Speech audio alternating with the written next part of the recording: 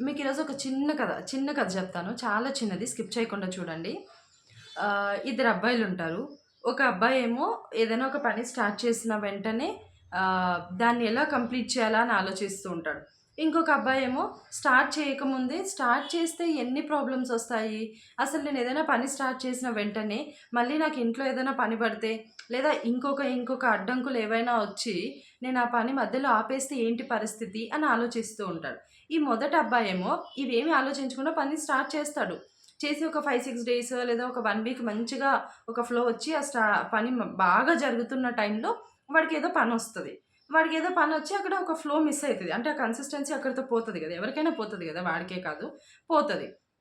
పోతది. కానీ వెంటనే ఏంటంటే, ఆ రోజు బ్రేకొచ్చిందనుకోని మేబీ నాకీ బ్రేక్ అవసరమేమో, లేదా ఈ పని జేయకపోతే నేను ఆ పని గురించి ఆలోచిస్తూ ఉంటానేమో, కాబట్టి ఈ పని స్టార్ట్ చేసేసి మళ్ళీ రేపటి నుంచి స్టార్ట్ చేద్దాము అని మళ్ళీ స్టార్ట్ జేస్తాడు.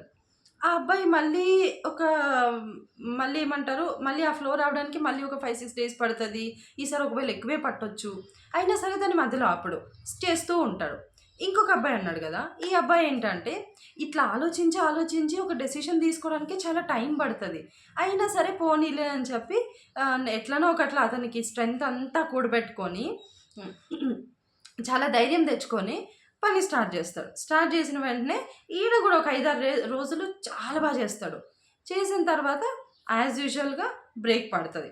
బ్రేక్ పడినప్పుడు అందుకే నేను అనుకున్నాను, ఈ పని స్టార్ట్ చేయకూడదనుకున్నాను. స్టార్ట్ చేస్తే చాలు ఇట్లాంటివే వస్తాయి. అందుకే నా కర్మ ఇదే నాది.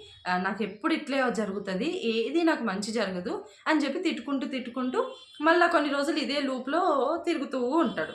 మళ్ళా బ్రెయిన్‌ని మళ్ళీ మంచిగా చెప్పుకోవడం, మళ్ళీ స్టార్ట్ చేయటం, మళ్ళీ మధ్యలో బ్రేక్ అవ్వటం, మళ్ళీ ఈ లూప్‌లో తిరుగుతూ కొట్టుకుంటూ ఉంటాడు. కానీ మొదటి అబ్బాయి ఏంటంటే, వస్తే వచ్చిందిలే ఏమైంది అని చెప్పి మళ్ళీ స్టార్ట్ చేస్తాడు గదా! ఈ అబ్బాయి లైఫ్‌లో ఎదిగి ముందుకెళ్తూ ఉంటాడు.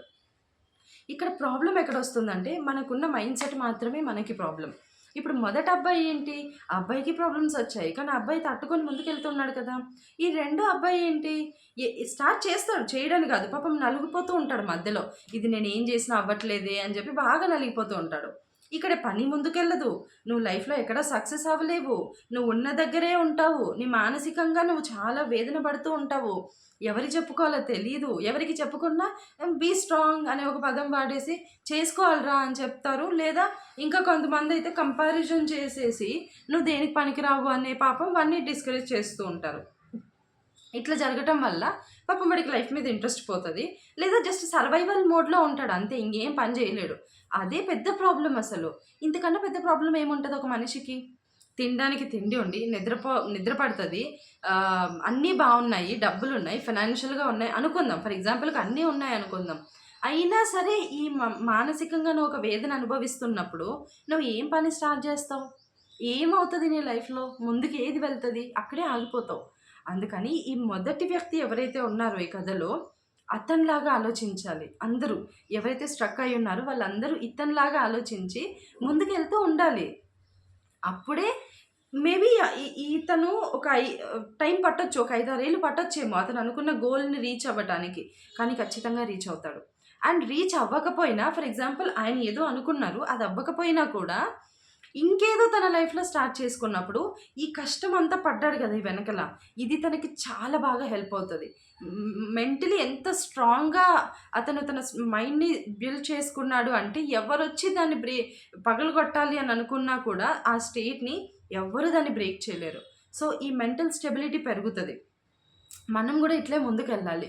ఎక్కడైనా ఎవరైనా లైఫ్‌లో ఆగిపోయి ఉంటే ఈ చిన్న కథ మీకు ఉపయోగపడుతదని అనుకుంటూ నమస్కారం.